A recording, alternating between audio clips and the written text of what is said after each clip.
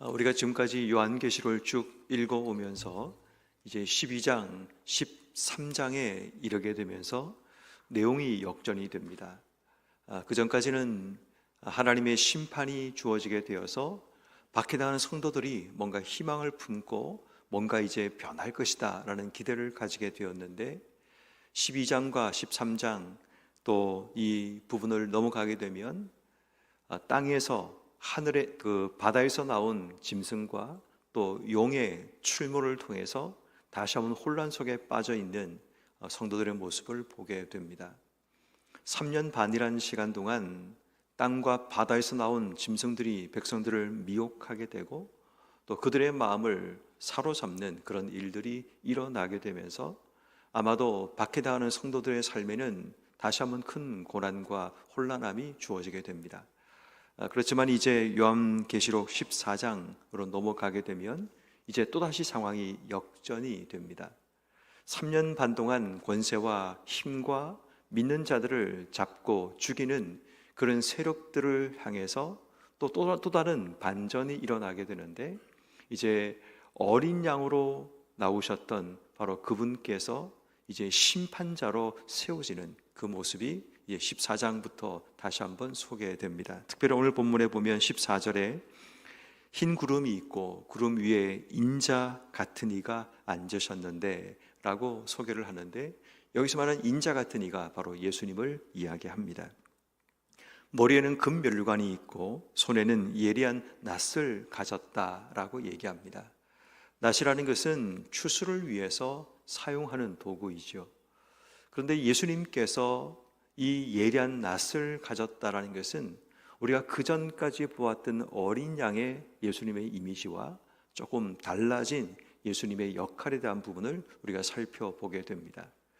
어린 양으로 이 땅 속에 오신 예수님께서는 구원과 또 모든 사람들에게 생명을 주시기 위해 오셨다는 것을 드러내는 이미지라면, 예리한 낫을 손에 쥐고 계신다는 이 말은 예수님께서 심판주로 이 땅에 오신다라는 것을 이야기합니다. 자, 그리고 이제 이 예리한 낫을 가지고 계신 바로 주님께 한 천사가 15절 말씀에 보면 곡식이 다 익어서 거둘 때가 이르렀다라는 메시지를 전달하게 됩니다. 때가 이르렀다, 심판의 때가 다가왔습니다 라는 이야기를 하게 됩니다. 다시 말해 하나님의 때가 있다는 것을 우리가 다시 한번 기억하게 되죠. 모든 심판에는 하나님의 때가 있고 그 때를 하나님께서 기다리신다는 것을 우리에게 말씀하고 있죠. 하나님께서 가나안 땅을 아브라함에게 주실 때 바로 즉각적으로 주지 않고 400년 후에 아브라함과 그의 후손들에게 그 땅을 주시기로 약속을 하십니다. 그때도 동일하게 말씀합니다. 아직 가나안 땅의 죄악이 무르익지 않아, 그 죄악이 차지 않아 기다리신다라고 말씀하시죠. 마찬가지로 하나님께서는 때가 오기를 기다리시고 때가 이르렀다라는 이 천사의 말에 오늘 보면 16절에 구름 위에 앉으신 이가 낫을 땅에 휘두르매 땅의 곡식이 거두어졌다라는 말씀으로 기록됩니다. 반드시 하나님의 때가 오면 심판의 낫을 휘두름을 통해서 하나님의 심판이 임한다는 것을 분명하게 우리에게 보여주는 겁니다. 다시 말해 이 말씀을 읽고 있는 성도들에게 땅 위에 있는 바다에서 올라온 짐승들로 인해 사람들이 미혹당하고 그들조차도 마음이 흔들리는 인생의 위기가 찾아왔지만, 짐승의 표를 받지 못하면 매매도 하지 못하고 모든 상황이 빈궁함과 어려움 가운데 처해야 되는 위기도 찾아왔지만, 결국 하나님의 때가 오게 되면 모든 하나님의 심판이 이루어진다는 그 사실을 다시 한번 그들이 깨닫게 되는 그 말씀이 되는 겁니다. 그리고 또 다른 천사가 이제 17절과 18절에 등장하게 되고, 이 천사도 손에 낫을 가지고 있습니다. 그리고 18절 말씀에 또 다른 천사가 말합니다. 낫을 휘둘러 땅에 포도송이를 거두라, 그 포도가 익었다, 때가 되었다라고 말을 하자 19절 말씀에 낫을 땅에 휘둘러서 포도를 거두어서 하나님의 진노의 큰 포도주 틀에 던졌다라고 얘기합니다. 특별히 여기서 우리가 주목해야 될 것은 그 진노의 포도주 틀에 던졌는데 그 틀이 어디 있는가를 보니까 성 밖에서라는 말이 기록되어 있습니다. 우리가 주목해야 될 또 한 단어는 성 밖이라는 단어입니다. 이 성 밖이라는 이 말은 성 안과 성 밖은 특히 이스라엘 백성들에게 굉장히 중요한 개념 가운데 하나입니다. 나병 환자가 발병하게 되면 진 안, 성 안에 있던 자들이 무조건 성 밖으로 내쫓아야 됩니다. 나병 환자가 진 안에, 성 안에 있다가 진 밖으로 쫓겨나는 것이 영적으로 어떤 의미인가 하면 진 안은 생명의 영역, 구원의 영역입니다. 나병이 발병하는 순간 그들은 생명과 구원의 영역, 하나님이 임재하는 영역에서 있을 수가 없어서 진 밖, 생명이 없는 하나님의 진노의 영역으로 나가야 합니다. 그래서 이스라엘 백성들에게 성안, 진안과 진밖, 성밖은 완전히 다른 개념이 되는 겁니다. 그런데 오늘 성경 말씀에 보면 성 밖에서 진노의 포도주 틀에 밟혔다라고 얘기합니다. 근데 중요한 것은 예수님께서는 성문 밖에서 십자가에 달려 죽으셨죠. 그런데 이 성 밖에서 진노의 포도주 틀에서 이 모든 피가 흘러나오는 이 장면을 우리에게 묘사하고 있는 것은 여기서 말하는 성 밖이라는 이 공간은 하나님의 구원이 없는 심판의 자리라는 것을 우리에게 말하고 있습니다. 예수님께서 성문 밖에서 십자가에 달리신 이유가 하나님의 구원을 위해서, 구원받지 못하는 자들을 위해서 똑같이 심판의 자리 성문 밖에서 죽음을 당하신 겁니다. 이유는 한 가지입니다. 성문 밖에 있는 하나님의 구원을 경험하지 못하는 자들을 성 안으로 옮기시기 위한 예수님의 목적 때문이라는 겁니다. 우린 여기서 성 밖과 성 안을 구별하시는 하나님의 모습을 발견하게 되는데 이 성경 말씀을 읽고 있는 성도들에게 위로가 되는 거죠. 하나님의 진노가 성 밖에서, 다시 말해 우리의 삶을 성 안과 성 밖으로 구분하셔서 비록 지금은 우리의 삶이 고통당하고 힘겨움을 경험하고 살아가지만 우리의 삶은 지금은 힘들지만 성 안에 거하는 존재라는 것, 비록 저들은 익은 포도송이처럼 성 안에서 호의호식하고 그들이 원하는 멋진 삶을 살아갔지만 결국 그들의 결국은 성 밖에서 진노의 틀 위에서 죽어질 존재라는 것, 그것을 명확하게 보여주는 겁니다. 특별히 우리가 오늘 성경 말씀에 있는 18절 이 말씀에 보면 땅의 포도송이라는 이 말을 주목해야 됩니다. 이 땅의 포도송이라는 것은 어떤 의미에서 성 안에서 무럭무럭 자라서 탐스럽게 익어버린 포도송이가 됩니다. 많은 사람이 성 안에 있을 때 이 포도송이를 부러워했을 겁니다. 야, 저렇게 맛있고 저렇게 아주 잘 익어버린 그 포도송이를 부러워했지만 그 포도송이는 결국은 세상 사람들에겐 탐스러운 열매이고 먹고 싶은 열매이지만 그 열매는 죄로 인해 자라고 익어버린 열매였다는 겁니다. 지금 당장에는 그들이 맺고 있는 탐스러운 포도송이가 부러움의 대상이고 그 포도송이를 취하고 싶은 욕망들이 사람들에게 밀려오지만 결국 그 포도송이는 성 밖에서 진노의 포도주 틀에서 그들은 다 사라지고 마는, 그런 죽고 마는 존재가 된다라는 겁니다.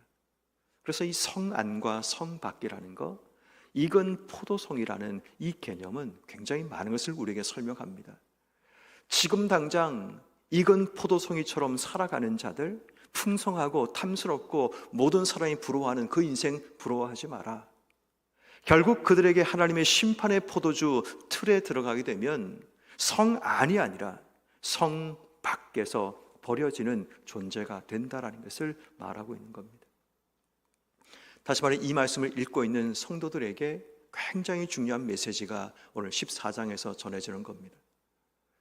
우리의 존재가 지금은 성 안에서 때로는 버려지는 것처럼 보이고 탐스럽지도 또 익어버린 열매도 아닌 것처럼 그렇게 살아갈지라도, 아니 성 안도 아닌 성 밖에서 쫓겨나서 두려움과 공포 가운데 인생의 삶을 살아가고 있을지라도 성 안에 있던 탐스럽게 익어버린 그 포도송이는 성 밖으로 옮겨져서 버려지는 심판을 당하고 죽어지게 되지만, 지금은 비록 이 땅 속에 고난을 피하고 짐승의 표를 받지 않기 위해서 성 밖으로 쫓겨나고 도망쳐 있는 인생일지라도 결국 하나님께서 우리 인생을 성 안으로, 하나님의 구원의 영역, 하나님의 돌보심과 인도하심의 영역으로 우리를 이끄신다는 그런 소망을 품게 하는 말씀이 되는 겁니다.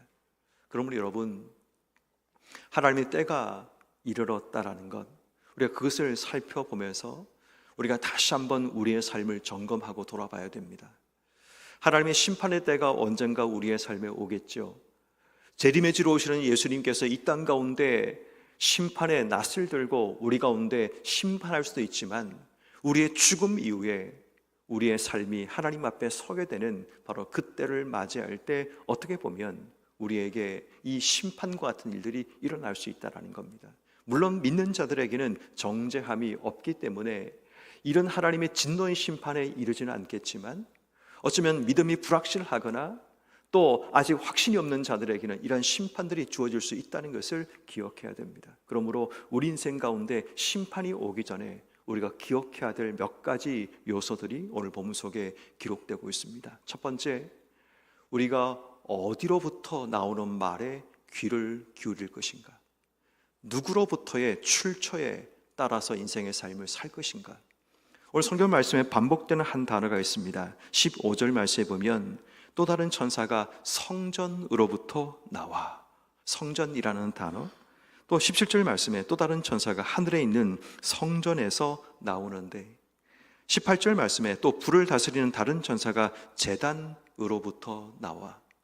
반복되는 것이 하늘에 있는 성전, 하늘에 있는 제단에서 나온 천사의 이야기를 하고 있는데, 우리가 13장에 보았던 그 짐승들은 어디서 나오는가 하면 땅에서 나오고 바다에서 나옵니다. 다시 말해, 우리가 어디에서 나온 자들을 바라보고 어디에서 나온 자들의 말에 귀를 기울일 것인가를 하나님의 심판이 오기 전에 이 땅의 삶을 사는 모든 자들이 주목해야 한다는 겁니다.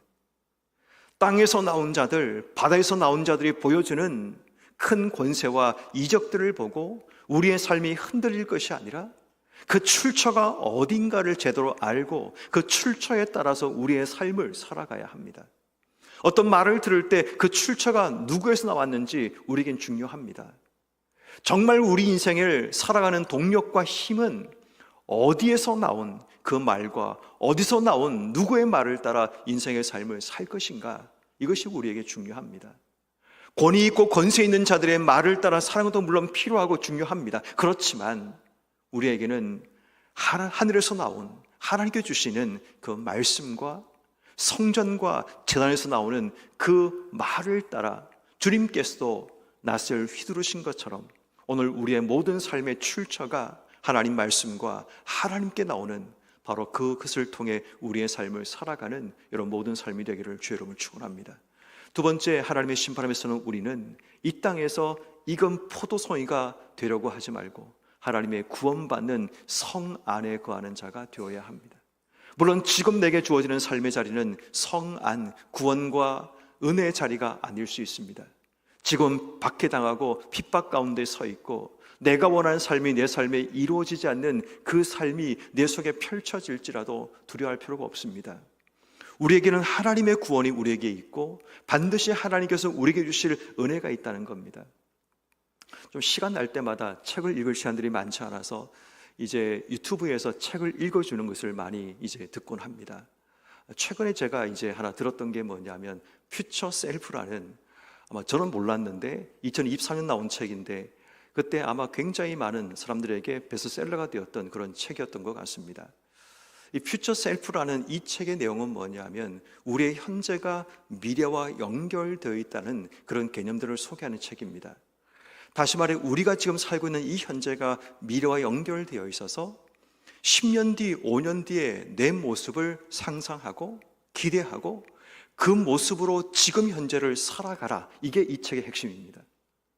내가 되어질 미래의 모습을 그냥 상상만 끝나는 것이 아니라 그 모습, 내가 10년 뒤의 내 모습이라면 지금 내가 어떻게 살 것인가, 그것을 가지고 주어진 삶을 살아가게 되면 내가 꿈꾸는 10년 뒤의 삶이 당겨지게 되고 10년 뒤의 내 삶이 그대로 이루어진다는 그 메시지가 그 책 가운데 기록되어 있습니다. 아마도 그 책의 기본적인 바탕이 기독교적인 배경이 아닌가라고 제가 추측을 해보게 됩니다. 여러분, 우리 성경이 말하는 내용들이 다 그런 내용들입니다. 지금은 우리가 박해 당하고 고난 당하고 어렵지만 우리가 이 땅 속에 버티고 견뎌내는 진짜 이유가 뭔가 하면 우리가 되어질 미래에 하나님의 구원자로 살아가기 위해서 지금 내 삶을 어떻게 살 것인가, 지금은 고난 당하고 남들이 하는 것처럼 익은 포도송이처럼 사는 것이 부러운 인생이지만 그렇게 살지 않는 이유가 뭐냐면 우리가 꿈꾸는 미래의 모습이 그 모습이 아니기 때문이죠. 우리는 영적인 성 안에 거하는 자가 되고 하나님의 구원과 은혜를 경험하는 자가 되기 위해서 지금은 힘들고 어렵지만 우리가 되어질 미래의 그 하나님 나라에 들어갈 그 모습을 꿈꾸며 지금 현재를 살아가는 겁니다. 근데 이 책이 많은 사람에게 베스트셀러가 되었고 그 책을 10번, 어떤 분은 100번 정독한다, 그렇게 얘기를 하더라고요. 그런 책입니다. 근데 우리는 이미 이 성경에서 그 얘기를 계속 반복하고 있죠. 지금은 힘들어도 하나님 나라의 꿈을 가지고 지금을 살아가는 건 늘 성경이 우리에게 말하고 있는 핵심인데 세상은 지금 그 얘기를 하고 있는 겁니다.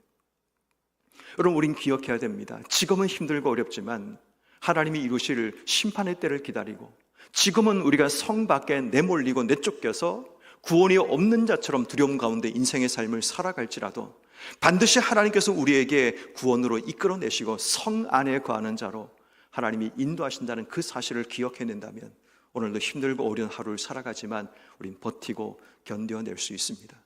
비록 힘겹고 어려운 삶을 사는 성도가 우리 가운데 있다면 오늘도 주의 말씀과 주의 구원을, 주의 인내를 기억하며 오늘도 잘 견뎌내고 반드시 우리의 신앙이 흔들리지 않고 하나님의 주실 미래의 큰 그림을 꿈꾸며 오늘도 소망 가운데 살아가시는 여러분 한 분 한 분 되기를 주의 이름으로 축원합니다.